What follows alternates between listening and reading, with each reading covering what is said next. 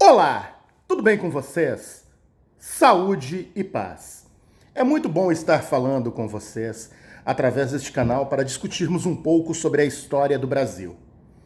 E hoje gostaria de lembrar a vocês que após a saída de Juscelino Kubitschek de Oliveira do poder, nós temos uma figura extremamente interessante, surreal, às vezes bizarra, que assume a presidência da República.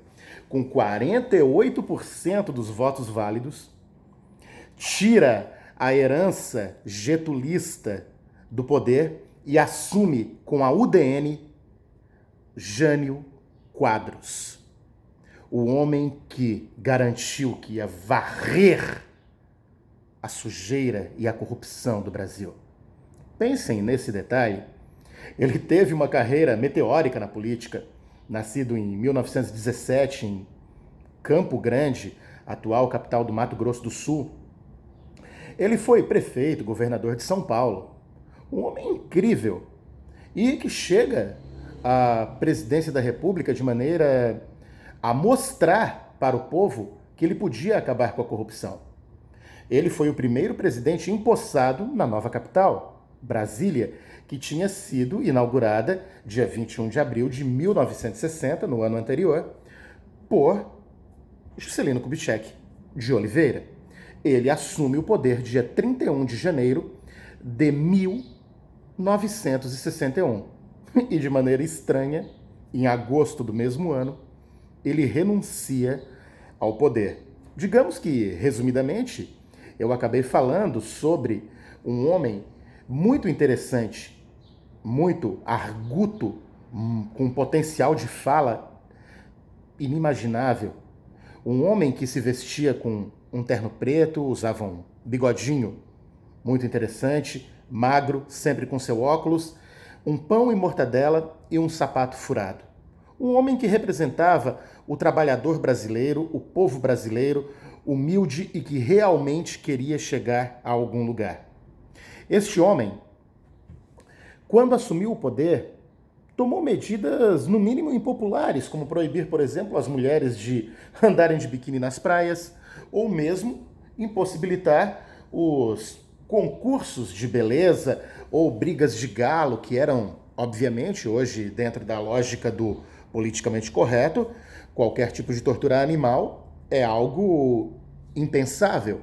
Entretanto, no início dos anos 60 e até muito pouco tempo atrás, brigas de galo eram algo comumente aceitáveis.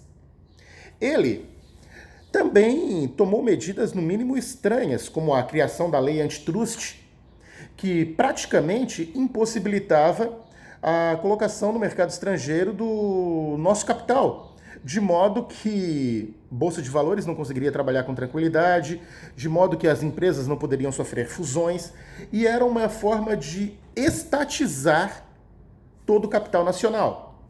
Ora, no auge da Guerra Fria, falar sobre uma lei antitrust significa dizer que você estava tendo uma visão comunista. De um outro lado, ele se mostrava altamente capitalista, então não sabia-se se naquela época ele pegava uma linha de esquerda ou de direita, socialista ou capitalista. O ponto foi que a própria UDN acaba rompendo com ele, e o líder, o denista, Carlos Lacerda, veicula publicamente em rádio e televisão que ele não representa o país.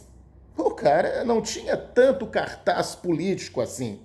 Vamos dizer que ele pertencesse meio que ao baixo clero, como alguns governantes que chegaram ao poder na atualidade, sem grande aclamação do Congresso, mas com grande aclamação pública. O ponto em questão é que ele era um homem reto, um homem honesto. O Parque Nacional do Xingu, que é uma grande reserva indígena, por exemplo, foi criado durante o seu curto mandato. Mas vamos ouvir o mote, o jingle da sua campanha. Varre, varre, vassourinha é um ponto interessante para agora observarmos e ouvirmos. Varre, varre, vassourinha. Varre, varre a bandalheira.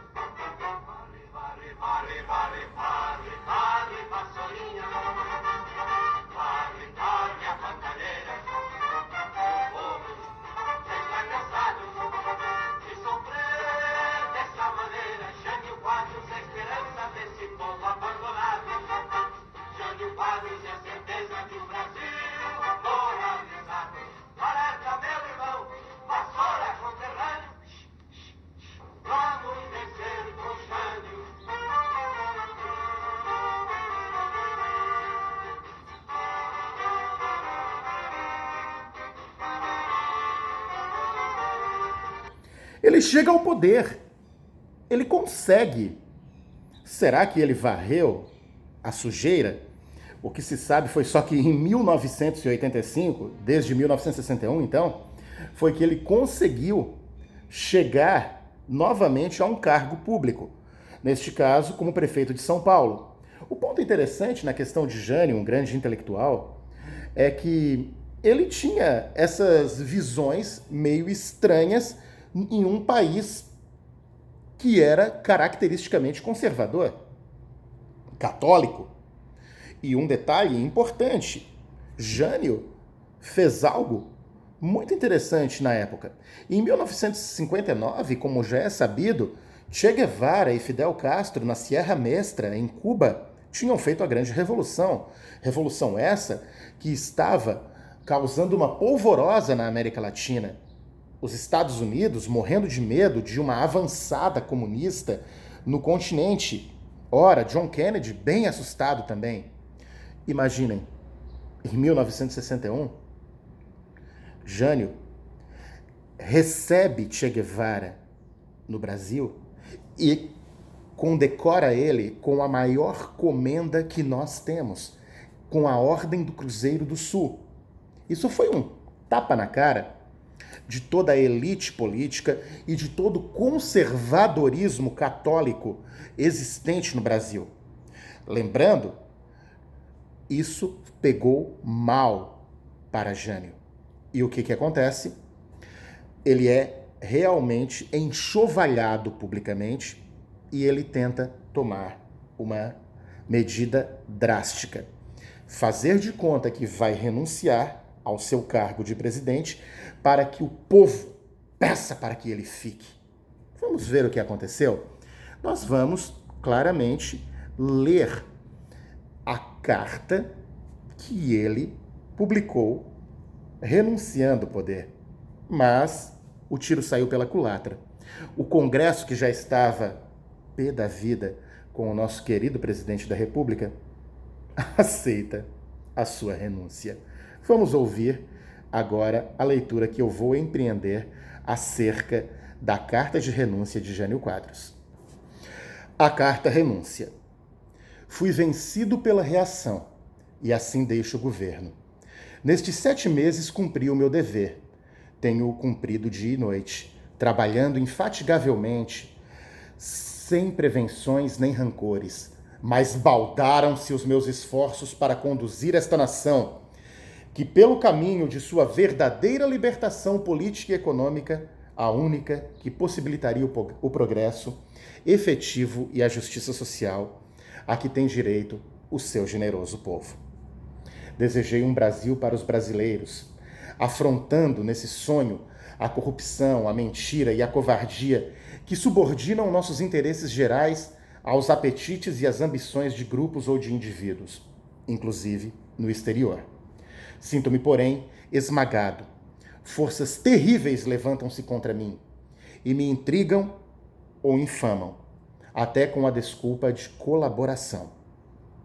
Se permanecesse, não manteria a confiança e a tranquilidade ora quebradas, indispensáveis ao exercício da minha autoridade. Creio mesmo que não manteria a própria paz pública.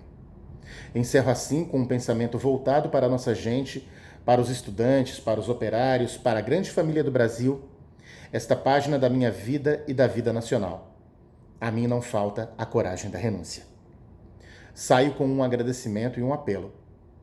O agradecimento é aos companheiros que comigo lutaram e me sustentaram dentro e fora do governo, e de forma especial, às Forças Armadas, cuja conduta exemplar em todos os instantes proclamo nesta oportunidade.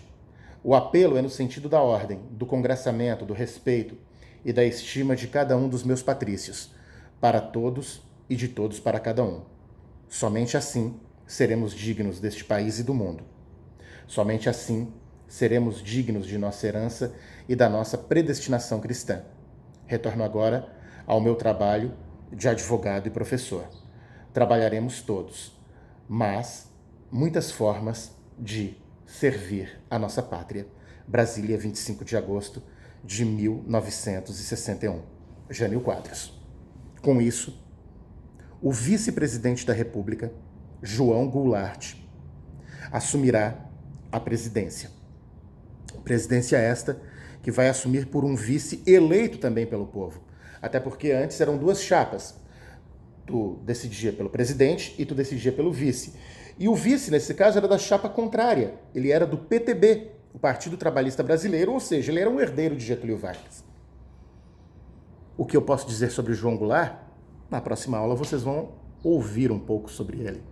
E eu desejo a vocês uma excelente semana, bons estudos e fiquem com Deus. Tudo de bom.